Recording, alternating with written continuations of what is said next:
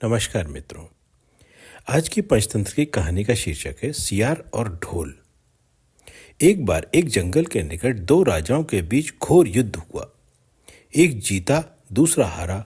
सेनाएं अपने नगरों को लौट गईं। बस सेना का एक ढोल पीछे रह गया। उस ढोल को बजा बजाकर सेना के साथ गए हुए भांड और चारण रात को वीरता की कहानियां सुनाते थे। युद्ध के बाद एक दिन आंधी आई।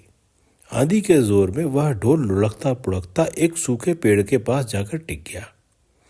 उस पेड़ की सूखी टहनियां ढोल से इस तरह से सट गईं कि तेज आवाज चलते ही ढोल पर टकरा जाती और ढमाढम की गुंजायमान आवाज होती। एक सियार उस क्षेत्र में घूमता था। उसने ढोल की आवाज सुनी। वह बड़ा भयभीत हुआ। ऐसी आवाज बोलने वाला पहले कोई जानवर नहीं सुना। वह सोचने लगा कि यह कैसा जानवर होगा जो ऐसी जोरदार बोली बोलता है, डमाडम।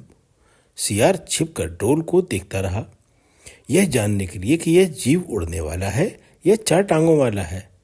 एक दिन सियार झाड़ी के पीछे छुपकर ढोल पर नजर रखे था। तभी पेड़ से नीचे उतरती हुई एक गिलहरी कूदकर ढोल पर उतरी। हल्की सी ढम की आवाज भी हुई। गिलहरी ढोल पर बैठी दाना कुतरती रही।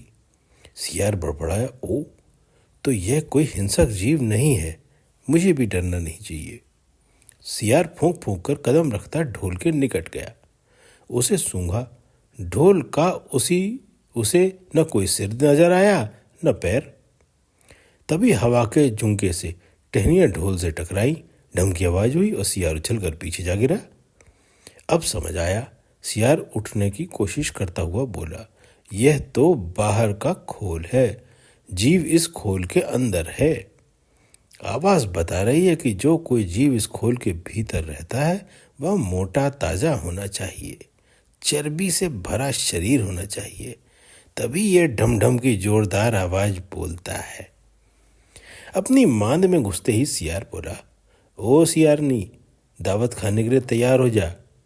एक मोटे ताजे शिकार का पता लगा कर आया हूं। सियारनी पूछने लगी, तुम उसे मारकर क्यों नहीं लाए? सियार ने उसे झिड़की दी, क्योंकि मैं तेरी तरह मूर्ख नहीं हूं। वह एक खोल के भीतर छिपा बैठा है। खोल ऐसा है कि उसमें दो तरफ चमड़ी के दरवाजे हैं। मैं एक तरफ से हाथ डालूंगा और उसे पकड़ने की कोशिश करूंगा, लेकिन अगर मैं अकेला करता तो वह दूसरे दरवाजे से भाग जाता। चांद निकलने पर दोनों ढोल की ओर गए। जब वह निकट पहुंचे ही रहे थे तो हवा से टहनियां ढोल पर टकराईं और ढम की आवाज निकली। सियार सियारनी के कान में बोला, सुनिए उसकी आवाज। जरा सोच, उसकी आवाज ऐसी गहरी है, वो खुद कितना मोटा ताजा होगा।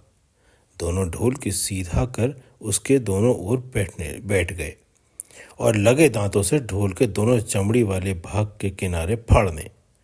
जैसे ही चमड़ियां फटने लगीं, सियार बोला, होशियार रहना, एक साथ अंदर हाथ डालेंगे नहीं तो शिकार निकल जाएगा। दोनों ने हूं की आवाज के साथ ढोल के भीतर अंदर हाथ डाला और टटोलने लगे। अंदर कुछ नहीं था। एक दूसरे के हाथ ही पकड़ में आए।